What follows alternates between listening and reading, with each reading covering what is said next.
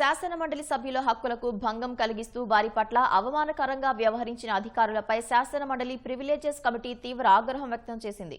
దివంగత మాజీ MLC సాబ్జీని CM సభకు ఆహ్వానిస్తే గృహ నిర్బంధం ఎందుకు చేశారని సీఐని ప్రివిలేజెస్ కమిటీ నిలదీసింది.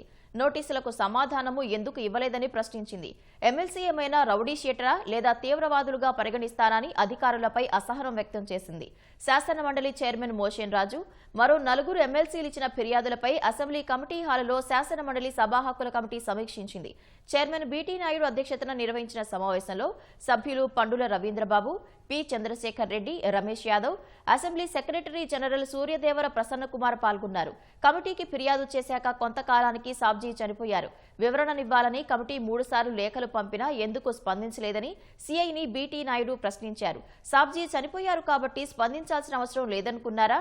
మనిషి ఉన్నా లేకపోయినా వ్యవస్థ ఉంటుందని మీరు సమాధానం చెప్పి తీరాల్సిందేనని అన్నారు.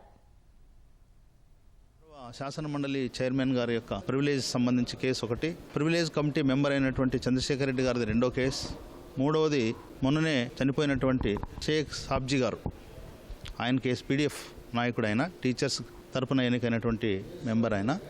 అట్లనే భూమిరెడ్డి రామగోపాల్ రెడ్డికి సంబంధించినటువంటి కేసు, అదేవిధంగా రామచంద్రరెడ్డి గారి కేసు. మొత్తం ఈ 5 కేసులు మా ముందుకు వచ్చాయి.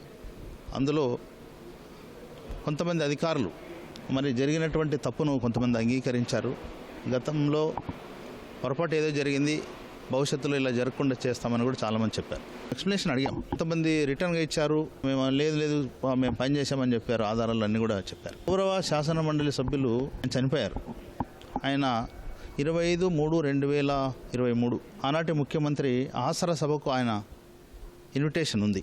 గృహ నిర్బంధం చేసినట్లు ఆయన కంప్లైంట్ ఇచ్చాడు. ఆ కేసు కూడా విచారణ చేశాం. ఎవరైతే ఇన్స్పెక్టర్ గారు ఉన్నారో ఆయన కూడా అటెండ్ అయ్యాడు. మరి ఎందుకు గృహ నిర్బంధం చేయాల్సి వచ్చింది, ఆ డీటెయిల్స్ ఏంటి, మీకు ఎవరు ఇన్స్ట్రక్షన్స్ ఇచ్చినారు, పూర్తి స్థాయిలో కూడా ఎంక్వైరీ చేశాం. ఆన్సర్ పై అధికారులు చెప్పిన ప్రకారం మేము నడుచుకున్నాం అని చెప్పాం. మరి దానికి ప్రొసీజరు, రూల్స్ ఎక్కడ పాటించాలి, అక్కడ ఉండే ఎస్పీ గారు చెప్పినట్లు చెప్పారు. ఎస్పీ గారిని పిలవాలని కూడా మేము కమిటీ నిర్ణయం